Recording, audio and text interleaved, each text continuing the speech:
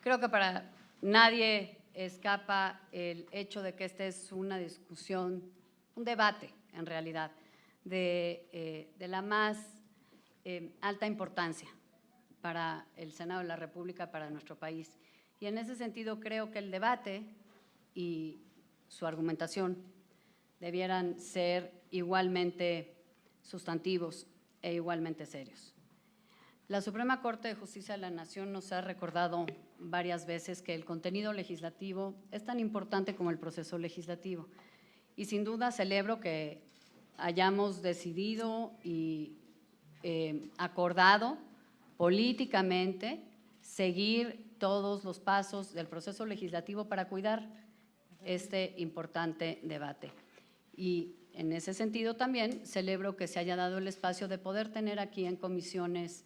un debate que hubiésemos esperado contuviera más argumentos y menos posiciones ideológicas. Qué bueno que tenemos el debate, hay que celebrarlo, qué bueno que cuidamos el proceso legislativo, hay que cuidarlo. Pero ojalá también hubiéramos cuidado la calidad del debate y de todo el proceso. Porque la trascendencia de la reforma que estamos debatiendo nos va a impactar a todos, no hoy, no a este gobierno, a todos, a la ciudadanía, hoy, mañana y a las futuras generaciones. El debate que estamos teniendo es sobre la militarización formal o no de las tareas de seguridad pública, con las consecuencias que ya se han señalado en múltiples ocasiones por distintas personas que no solo están en este Senado, pero también por mis compañeras y compañeros senadores, y el impacto que tendrá sobre los derechos fundamentales de todos y sobre lo que más queremos, que es que México pueda tener los índices de paz, de tranquilidad y de seguridad, que en todos los rincones del país no solo es un reclamo, sino que todas las ciudadanas y ciudadanos de México queremos. Y en este sentido me gustaría pues hacer algunas reflexiones con ustedes. Ayer, desde luego en el marco del reglamento y del proceso legislativo, se puso a consideración y se votó en las Comisiones Unidas si habría o no de ampliar el debate y dar la oportunidad a que por medio de un parlamento abierto escucháramos las opiniones de expertos, sí, de académicos, de funcionarios, de las tareas de seguridad pública, de la propia Secretaría de Seguridad Ciudadana, de la Sedena, de la Secretaría de Marina, pero también expertos o no, que representan a la sociedad, que aquí he escuchado a mis compañeras y compañeros de Morena y de sus partidos aliados desde el día de ayer decir que es a quienes están escuchando cuando anuncian que van a apoyar este dictamen. Ojalá nos hubiéramos dado ese espacio, insisto, no solo para oír a los expertos, sino también para recoger el testimonio de esos ciudadanos que hoy ustedes están diciendo que a través de las encuestas están recogiendo su sentir para fundamentar su voto. Por cierto, hay colectivos que agrupan a víctimas, a expertos, académicos, que desde el fin de semana solicitaron a la Jucopo, al presidente de la Jucopo y líder del partido mayoritario, que los pudiese recibir para escuchar su punto de vista sobre esta minuta que hoy discutimos. Como por ejemplo, el colectivo de Causa en Común y el Observatorio de la Guardia Nacional y la Militarización, que como ustedes saben es una organización que agrupa a académicos, expertos, a colectivos, pero también a líderes de opinión y que documentan y han documentado y difundido información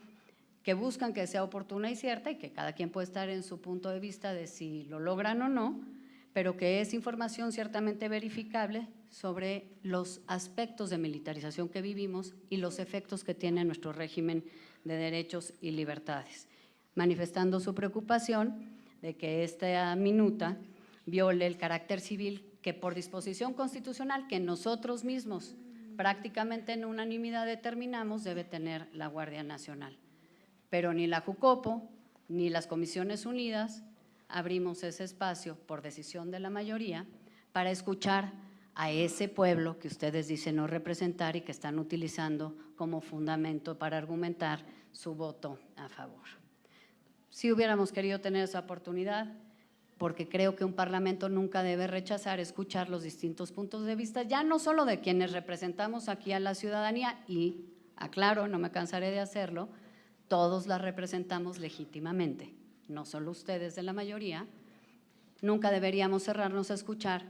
a otras voces que no están en este parlamento, pero que también tienen algo que decir. Ojalá hubiéramos podido escuchar a la Secretaría de Seguridad y Protección Ciudadana, que tiene que proporcionar, pues yo creo que muchos elementos a esta discusión, que nos tendría que haber dicho por qué el régimen que votamos aquí por casi unanimidad no es suficiente y tenemos hoy que cambiar la adscripción de la Guardia Nacional. ¿Quién mejor que la autoridad a quien le dimos esa responsabilidad para decirnos en qué fue insuficiente la reforma y las leyes secundarias que nosotros votamos y por qué hoy tenemos que cambiar esta adscripción, pero tampoco dimos esa oportunidad? ¿Qué no conocemos y que a nosotros nos hubiera gustado conocer? ¿Qué quiere decir control operativo y administrativo a cargo de la Secretaría de la Defensa Nacional? ¿Quieren hacer de jure lo que ya sucede de facto? Y si es así, estuvimos o se estuvo violando la ley estos años desde que aprobamos la Guardia Nacional y ahora hay que rectificar algo que ya está sucediendo para darle un cobijo legal. Eso la verdad que son dudas que no solo tenemos aquí las senadoras y senadores de oposición, sino que estoy segura que muchos de ustedes tienen, ya ni hablar de esa ciudadanía que nos está observando. Y también la duda de si esta propuesta de reforma no es en realidad o no va a ser en realidad contraproducente para todos. Contraproducente primero para las comunidades que no han visto una mejoría en los índices de criminalidad, aun cuando está desplegada la Guardia Nacional y aun cuando la Guardia Nacional está integrada principalmente por elementos que no son civiles y son de carácter militar. Sin duda, la población confía más genéricamente en los institutos armados de nuestro país que en las corporaciones civiles, pero eso por sí mismo no ha dado un mejor resultado, ni en los índices de violencia ni en los índices de criminalidad. Y eso también lo muestran las encuestas. ¿En qué va a mejorar los índices de violencia y de criminalidad? Simplemente por una readscripción administrativa. Tampoco nos lo explican ni lo fundamentan en su propuesta de dictamen. Contraproducentes, por supuesto, para la propia Secretaría de la Defensa Nacional, a cuyos integrantes, por supuesto, respetamos todos, honramos todos y reconocemos todos, igual que a los integrantes de la Secretaría de la Marina. Porque con esta reforma, por eso va a ser contraproducente, vamos a seguir desvirtuando la función que tienen encomendadas las Fuerzas Armadas en nuestra Constitución y en el marco de un Estado democrático. Y esto es un gran desacierto, del cual estoy segura que con su mayoría lo van a aprobar, pero se van y nos vamos a arrepentir en los años por venir, porque vamos a correr el riesgo de que al imponer al personal militar más funciones que no debieran realizar de manera permanente, la confianza justamente de la que hoy gozan nuestras Fuerzas Armadas se va a ir erosionando, porque lo hemos dicho una y otra vez, la estrategia es lo que no funciona, simplemente ahora les van a dar y a reforzar la responsabilidad sobre una estrategia fallida que ya de por sí no ha demostrado que dé resultados, y eso va a erosionar la confianza en estos institutos armados a los que todos debemos de cuidar. Contraproducentes para la propia Administración Pública Federal,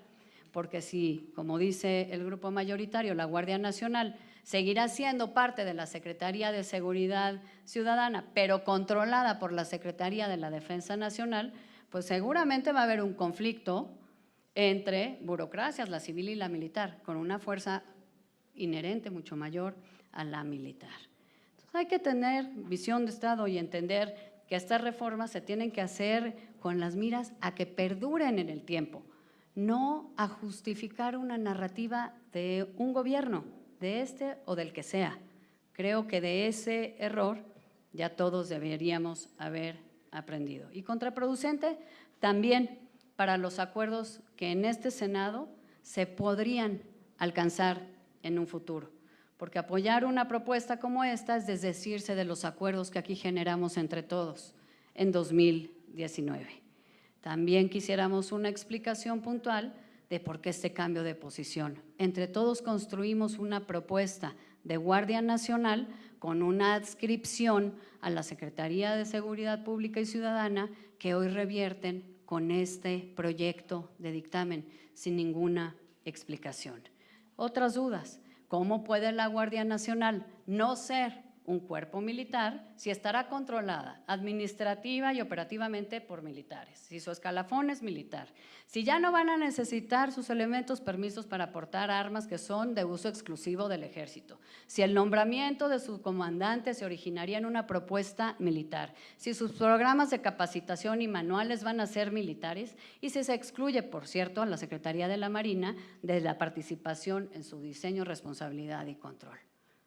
¿Es o no es militar un cuerpo que tiene estas características? Sostener que algo va a seguir siendo civil cuando claramente es militar es engañarse y es engañar a la ciudadanía. Y por cierto, el argumento basado en que el presidente de la República como comandante supremo de las Fuerzas Armadas es civil, pues son civiles entonces, pues es francamente pobre, porque bajo esa lógica todas las corporaciones del Estado mexicano, incluyendo las Fuerzas Armadas, serían civiles. Compañeras, compañeros, seamos serios, hay una discusión y argumentación de mucho mayor fondo de la que aquí han planteado. Yo concluyo diciendo que desde las elecciones de 2018 quedó claro un legítimo reclamo de la ciudadanía de tener una mayor seguridad y mayor tranquilidad, de revisar las estrategias que se venían implementando para proveer esa seguridad a las y los mexicanos. El partido en el gobierno y su mayoría que ustedes representan propusieron una Guardia Nacional que aquí acordamos, que aquí votamos por unanimidad y que hoy sin ninguna explicación de fondo quieren trastocar en su naturaleza, que acordamos que sería civil, que es debatible que haya sido civil en los hechos en estos 3 años y que hoy quieren transformar en militar, violentando el corazón de un acuerdo político que aquí se hizo y que hicieron ustedes con todas las oposiciones, violentando la Constitución, como se ha dicho aquí reiteradamente, el artículo 1, el 21, el 90, el 129, pero violentando algo muchísimo más importante, que es la responsabilidad que todas y todos tenemos de respetar la Constitución y de proveer un país de derechos y libertades para todas y para todos. Esto, compañeras y compañeros, es un proyecto que desdice todo lo que ustedes comprometieron, que trastoca su responsabilidad fundamental con las y los mexicanos y que eventualmente va a tener enormes consecuencias. Yo no he escuchado argumentos, he escuchado descalificaciones, he escuchado dogmas y he escuchado posiciones ideológicas, argumentos constitucionales de realidad o de verdad. No he escuchado a ninguno de ustedes y porque los respeto, les tengo que decir con ese mismo respeto que me da mucha pena el nivel del debate que he escuchado hoy. Anuncio mi voto en contra y le solicito a la presidencia que registre un voto particular que estaré presentando el día de mañana. Muchísimas gracias.